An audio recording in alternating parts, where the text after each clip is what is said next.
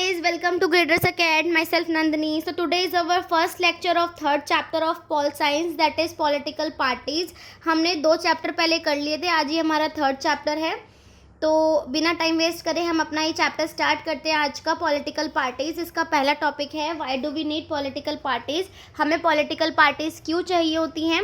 हमें political parties इसलिए चाहिए होती हैं क्योंकि गवर्नमेंट में अगर सिंगल 2-3 लोग होंगे, एक लोकल गवर्नमेंट में, एक स्टेट गवर्नमेंट में और एक सेंट्रल गवर्नमेंट में, तो वो पूरी कंट्री को एक साथ नहीं चला सकते. तो छोटी छोटी यूनिट्स चाहिए होती है हमें, जैसे कि पॉलिटिकल पार्टीज होती है, छोटी छोटी यूनिट्स हमें चाहिए होती हैं.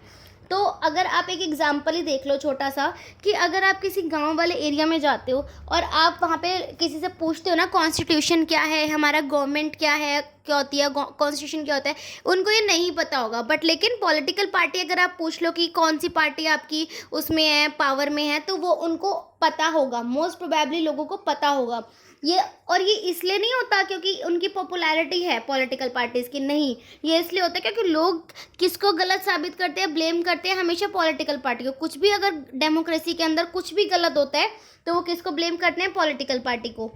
तो इसलिए उनको पॉलिटिकल पार्टी पता होती है. तो अब मैं ये क्वेश्चन है कि पॉलिटिकल पार्टी होती क्या है. पॉलिटिकल पार्टी एक ग्रुप ऑफ पीपल होता है जो कि साथ में आते हैं, इलेक्शन कंटेस्ट करते हैं और गवर्नमेंट की पावर को होल्ड करते हैं. तो एक बार इसकी डिफाइन देखेंगे, मीनिंग देखेंगे. A political party is a group of people who come together to contest election and hold power in the government. तो ये होती है हमारी पॉलिटिकल पार्टी. अब जो पॉलिटिकल पार्टी होती है उसमें कुछ 3 कंपोनेंट्स होते हैं. कौन से leaders, active members and followers. Leaders, active members and followers. Leader का मतलब क्या है, जो उस पार्टी का लीडर है, जो कि इलेक्शन में खड़ा है, जो कि फ्रंट पे आएगा सबके सामने. दूसरा होता है एक्टिव मेंबर्स, जो कि उस पार्टी के बाकी के मेंबर्स हैं, जो एक्टिव मेंबर्स हैं, मतलब उस पार्टी के जो बाकी के मेंबर्स हैं. तीसरे होते हैं फॉलोवर्स. फॉलोवर्स का मतलब होता है कि जो उस पार्टी के लोगों को या फिर उस पार्टी के लीडर को फॉलो करते हैं, वो हमारे होते हैं फॉलोवर. तो पार्टी 3 लोगों से या फिर 3 कंपोनेंट से मिलकर बनती है political party. Leaders, active members and followers. अब इनके फंक्शंस क्या क्या होते हैं. अब हमने पढ़ा पॉलिटिकल पार्टीज़ क्या होती है, ज़रूरी क्यों है, हमें क्यों पॉलिटिकल पार्टीज़ चाहिए, उसमें क्या क्या होता है. अब हम इसके पढ़ेंगे फंक्शंस क्या क्या होता है. तो सबसे पहला फंक्शन है पॉलिटिकल पार्टी का, पार्टी कंटेस्ट इलेक्शंस. जो पॉलिटिकल पार्टीज़ होती हैं वो इलेक्शन कंटेस्ट करवाती हैं, मतलब कि कुछ डिफरेंट पार्टीज़ के लीडर्स खड़े होते हैं और वो इलेक्शन कंटेस्ट करवाते हैं. अगर हमारी पॉलिटिकल पार्टीज़ ही नहीं होंगी तो हमारे इलेक्शन भी नहीं हो पाएंगे. तो डेमोक्रेसी के अंदर इलेक्शंस वगैरह होते हैं, फिर उसके बाद लोग उनमें से अपना जो कैंडिडेट वो चुनना चाहते हैं वो चुनते हैं और वो जो लीडर होता है वो पावर में आ जाता है और उसके बाद वो रूल करता है. उसके बाद हमारा सेकंड है parties put forward different policies and programs. जो पार्टीज़ होती हैं वो अलग अलग पॉलिसीज़ बनाते हैं, अलग अलग प्रोग्राम्स बनाते हैं जिससे लोगों का वेलफेयर होता है और वो लोगों के वेलफेयर के लिए डिफरेंट पॉलिसीज़ बना के उसमें काम करते हैं. और वोटर्स जो होते हैं वो चूज़ करते हैं किसकी पॉलिसीज़ और प्रोग्राम्स बढ़िया हैं और उसी को वो चूज़ करते हैं. उसके बाद थर्ड है आपका parties plays a decisive role in making laws for a country. अब जो पॉलिटिकल पार्टीज़ होती हैं वो कई डिसीजंस लेती हैं जो बहुत इंपॉर्टेंट डिसीजंस भी होते हैं. तो कुछ पॉलिटिकल पार्टीज़ होती हैं, मतलब कुछ नहीं, पॉलिटिकल पार्टीज़ जो होती हैं डिसीजन मेकिंग में बहुत हेल्प करती हैं गवर्नमेंट की, क्योंकि गवर्नमेंट जो है हर तरीके का डिसीजन नहीं ले सकती, गवर्नमेंट इतनी वास्ट नहीं है. तो पॉलिटिकल पार्टीज़ जो होती हैं स्मॉल यूनिट्स होती हैं अलग अलग जगह की, वो डिसीजंस लेती हैं कंट्री के लिए. लॉ पास नहीं करती, बनाती हैं कुछ लॉ, और पूरी कंट्री के लिए नहीं, वो कुछ छोटे छोटे लॉ होते हैं जो वो बना देती हैं, जो कि हेल्प करता है कि हम कंट्री को अच्छे से रन कर सकें. ठीक है. उसके बाद फोर्थ है आपका कि पार्टी जो होती है रन करती है गवर्नमेंट को और बनाती है. छोटे छोटे पॉलिटिकल लीडर्स से जो होती है एक पूरी प्रॉपर गवर्नमेंट बनती है हमारी. ठीक है. एग्जीक्यूटिव में, लेजिस्लेचर्स में हम हायर करते हैं लोगों को, तो वो भी तो पॉलिटिकल लीडर्स ही होते हैं, पॉलिटिकल पार्टीज़ ही होती हैं. तो इनसे गवर्नमेंट रन होती है और फॉर्म होती है. फिर उसके बाद आप देखेंगे जो पार्टीज़ होती हैं, फिफ्थ पॉइंट ये है कि पार्टीज़ जो है रोल प्ले करती हैं अपोजिशन का. जो पॉलिटिकल पार्टीज़ होती हैं वो अपोजिशन का रोल प्ले करती हैं. जैसे कि अगर मान लो 3-4 पार्टीज़ हैं, फॉर एग्जांपल एक ही पार्टी जीतेगी, सारी तो नहीं जीतेंगी, करेंगी। तो जो बाकी की पार्टी होती है जो हार जाती हैं वो रोल ऑफ अपोजिशन प्ले करती हैं। क्यों? क्योंकि उनको अगली बारी उसमें पावर में आना है, तो वो क्या करती हैं, गलतियां बताती हैं। जो पावर में है पार्टी उसकी गलतियां निकालती है, पब्लिक के सामने उसकी गलतियां लाती है, जिससे कि क्या होता है, पब्लिक को पता चलता है कि वो कैसे काम कर रही है और कैसे कैसे क्या गलत कर रही है। जो पॉलिटिकल पार्टीज होती है ना, वो तो अपने फायदे के लिए करते हैं कि आगे जाके वो जीते, पर इनडायरेक्टली इसमें फायदा किसका होता है, पब्लिक का, क्योंकि उनके सामने ट्रांसपेरेंसी क्रिएट होती है। जहाँ जरा सा कुछ दूसरी पॉलिटिकल पार्टी जो जीत गई, जो पावर में है, उसने गलत किया, वो पब्लिक के सामने आ जाता है। फिर उसके बाद है कि पार्टीज शेप पब्लिक ओपिनियन। अब जो पार्टीज होती हैं वो क्या करती हैं, पब्लिक ओपिनियन को शेप करती हैं। कहने का मतलब कि जो जो इश्यूज हैं पब्लिक में उनको राइज करती हैं और उनको गवर्नमेंट तक पहुंचाती है, क्योंकि हर इशू पब्लिक का गवर्नमेंट तक डायरेक्टली नहीं पहुंच सकता। तो जो पार्टीज होती हैं वो राइज करती हैं इश्यूज को और हाईलाइट करती हैं इश्यूज को, जिससे क्या होता है कि सबको पता चलता है कि ये पब्लिक का इशू है। ठीक है। फिर उसके बाद आपका 7th पॉइंट ये है कि parties access to government machinery and welfare schemes implemented by governments. Parties से क्या होता है कि जो गवर्नमेंट स्कीम्स बनाती है वो पार्टी पब्लिक से फॉलो करवाती है, और पब्लिक को गवर्नमेंट तक पहुंचने का सिर्फ एक ही रास्ता है, पार्टीज तक जाना। क्योंकि जो पब्लिक है वो लोकल पार्टी के लीडर को अप्रोच कर सकती है, वो उसके लिए ईजी है, बट लेकिन किसी गवर्नमेंट ऑफिशियल को अप्रोच करना वो उसके लिए ईजी नहीं होता। तो वो क्या होता है, इनडायरेक्ट मीडिएटर कह सकते हो आप पॉलिटिकल पार्टीज को गवर्नमेंट और पीपल के बीच में।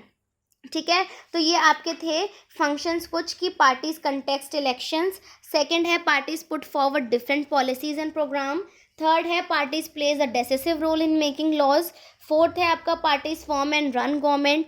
फिफ्थ है आपका parties play a role of opposition. Sixth है आपका पार्टी शेप पब्लिक ओपिनियन। और सेवन्थ है आपका parties provide people access to government machinery and welfare schemes. अब उसके बाद हम ये आते हैं कि नेसेसिटी, हमें क्या ज़रूरत है पॉलिटिकल पार्टीज़ की। ये तो हमने पढ़ा फंक्शंस क्या क्या होते हैं। अब हमें क्यों ज़रूरी है पॉलिटिकल पार्टी। देखिए, पॉलिटिकल पार्टी इसलिए बहुत ज़रूरी है क्योंकि कुछ मेंबर्स गवर्नमेंट के मिलके, जैसे मैंने पहले ही बताया था, कुछ मेंबर्स जो हैं गवर्नमेंट के मिलके वो नहीं देख सकते, पूरी कंट्री नहीं देख सकते। तो कंट्री को अच्छे से रन करने के लिए हमें क्या करना पड़ता है, अपनी रिस्पॉन्सिबिलिटी और अथॉरिटी को डिवाइड करना पड़ता है, जिससे हमारी कंट्री अच्छे से रन हो पाए। और अगर हम ऐसा नहीं करेंगे, आप एक एग्जाम्पल लीजिए, विलेज का आप एग्जाम्पल ले लीजिए। जैसे कि एक विलेज में अगर हमने कोई पंचायत वगैरह नहीं बिठाई तो क्या होगा, कोई भी खड़ा हो सकता है इलेक्शन के लिए, और कोई भी कह सकता है कि मैं इलेक्शन वो करूँगा, मतलब मैं यहाँ पे रूल करूँगा। तो मान लो 4-5 लीडर्स खड़े हो गए और कुछ लोगों ने उनको वोट दिए, तो क्या होगा कि जिस लीडर को जिस लोगों ने वोट दिए वो उसको फॉलो करेंगे, क्योंकि प्रॉपर कोई पंचायत तो नहीं है ना वहाँ पे। तो उससे क्या होगा कि जो वो गाँव है, जो वो रीजन है, वो स्प्लिट हो जाएगा, ठीक है, टूट जाएगा। तो इसलिए बहुत ज़रूरी है, हमें पॉलिसीज़ बनाने के लिए बहुत ज़रूरी है, हमें जस्टिफाई करने के लिए जो पॉलिसीज़ हैं, जो उनको समझाने के लिए बहुत ज़रूरी है हमें पॉलिटिकल पार्टीज़, और वो पॉलिसीज़ को फॉलो करवाने के लिए भी पॉलिटिकल पार्टीज़ बहुत ज़रूरी हैं, और उनको अपोज करने के लिए भी पॉलिटिकल पार्टीज़ बहुत ज़रूरी हैं। ठीक है ना। गवर्नमेंट का बर्डन हल्का करने के लिए पॉलिटिकल पार्टीज़ भी बहुत ज़रूरी हैं। तो हम इन शॉर्ट ये कह सकते हैं कि जो पॉलिटिकल पार्टीज़ हैं डेमोक्रेसी में बहुत ज़रूरी है। अगर कोई डेमोक्रेसी है तो वहाँ पे पॉलिटिकल पार्टीज़ बहुत ज़्यादा ज़रूरी होती हैं। ठीक है। तो ये तो हमारा यहाँ पे था कि पॉलिटिकल पार्टीज़ क्या होती हैं, या फिर फंक्शंस क्या क्या हैं पॉलिटिकल पार्टीज़ के। ठीक है। अब हम देखेंगे कि how many parties should we have, हमारे पास कितनी पार्टीज़ होनी चाहिए। अब हम ये देखेंगे कि हमारे पास कितनी पार्टीज़ होनी चाहिए। अब ये देखिए कि जो पार्टीज़ होती हैं हमारा जो डेमोक्रेसी होती है, किसी भी कंट्री में जो डेमोक्रेसी है अगर, तो किसी भी ग्रुप ऑफ सिटीज़न को पूरा हक है कि वो इलेक्शन में खड़ा हो सकता है अपनी पार्टी बना के, कोई उसको रोक नहीं सकता। तो अगर ऐसे देखा जाए तो बहुत पार्टीज़ हैं, इतनी पार्टीज़ हैं जो हमें नॉलेज में भी नहीं है, बट लेकिन कोई जो पार्टी जो एक नेचुरल या नॉर्मल पार्टी है, या फिर जो असली पार्टी है, उसको इलेक्शन कमीशन के थ्रू रजिस्टर होना पड़ता है। और अगर हम उस हिसाब से स्टैट्स को देखें तो 750 पार्टीज़ हैं जो कि रजिस्टर्ड हैं इलेक्शन कमीशन ऑफ इंडिया की तरफ, मतलब इंडिया की तरफ से। ठीक है। तो अब क्या होता है कि ये कुछ पार्टीज़ बन जाती हैं, पर लेकिन क्या होता है ना, ये हर एक कंट्री के अंदर सेम रूल फॉलो नहीं होता। अलग अलग पार्टी सिस्टम अलग अलग कंट्रीज़ में फॉलो होता है, अलग अलग पार्टी सिस्टम अलग अलग कंट्री में फॉलो होता है। तो देखिए वो कितने पार्टी सिस्टम है और क्या क्या पार्टी सिस्टम है। तो पहला है आपका कि कुछ कंट्रीज़ में क्या होता है कि एक ही पार्टी को अलाउ होता है कंट्रोल करना और गवर्नमेंट को रन करना। कुछ कंट्रीज़ जो होती हैं वो एक ही पार्टी को अलाउ करते हैं कि सिर्फ आप ही रन करोगे गवर्नमेंट को और आप ही सारा कंट्रोल करोगे, ठीक है। उसको हम बोलते हैं वन पार्टी सिस्टम, जहाँ पे सिर्फ वन पार्टी ही रूल करती है, ठीक है। फिर उसके बाद आता है कि किसी किसी कंट्री में क्या होता है कि एटलीस्ट 2 पार्टीज़ को वो अलाउ करते हैं कि आप इलेक्शन में compete कर सकते हो और फेयर चांस दे सकते हो, कि पीपल को फेयर चांस दे सकते हो कि वो जिसको इलेक्ट करना चाहें वो इलेक्ट कर सकते हैं। तो वो 2 पार्टीज़ को चांस देते हैं, तो उसको हम क्या बोलते हैं, 2 पार्टी सिस्टम, ठीक है। फिर उसके बाद क्या आता है हमारा, हम जब 2 या 2 से ज़्यादा पार्टीज़ को सीरियस चांस मिलता है मेजॉरिटी को विन करने का या फिर गवर्नमेंट रन करने का और इलेक्शन में खड़े होने का, जब 2 या 2 से ज़्यादा पार्टी को चांस मिलता है उसको हम बोलते हैं मल्टी पार्टी सिस्टम, जो कि हमारे इंडिया में लागू है, ठीक है ना। हमारे इंडिया में लागू है, उसको हम बोलते हैं मल्टी पार्टी सिस्टम, जिसमें कई सारी पार्टीज़ इलेक्शन में खड़ी होती हैं और पूरा फेयर चांस मिलता है पब्लिक को कि वो जिसको भी जिताना चाहे वो उसको जिता सकती है, ठीक है। तो ये कुछ सेवरल पार्टीज़ थी, मल्टी पार्टी सिस्टम या फिर 2 पार्टी सिस्टम, 1 पार्टी सिस्टम।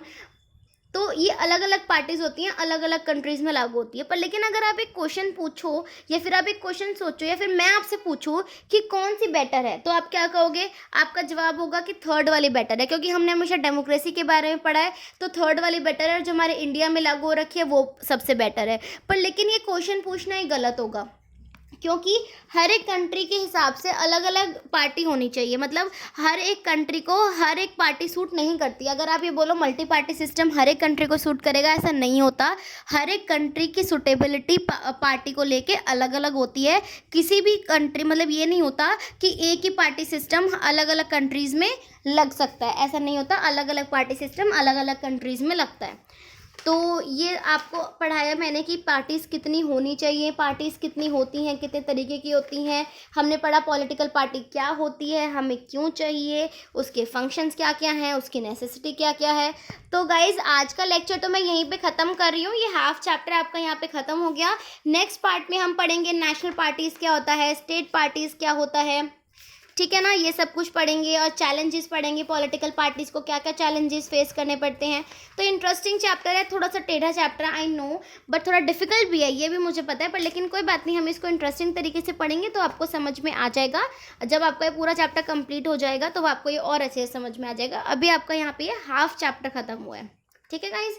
तो अभी तो मैं ये लेक्चर यहाँ पे ख़त्म कर रही हूँ। आपको कोई भी डाउट हो इससे रिलेटेड, कोई भी किसी बुक से आप पढ़ सकते हैं। कोई भी डाउट हो आप कमेंट सेक्शन में मुझे कमेंट करके पूछ सकते हैं, मैं आपका वो वाला डाउट क्लियर कर दूँगी।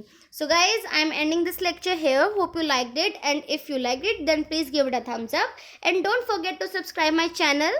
सो okay, bye bye, take care guys.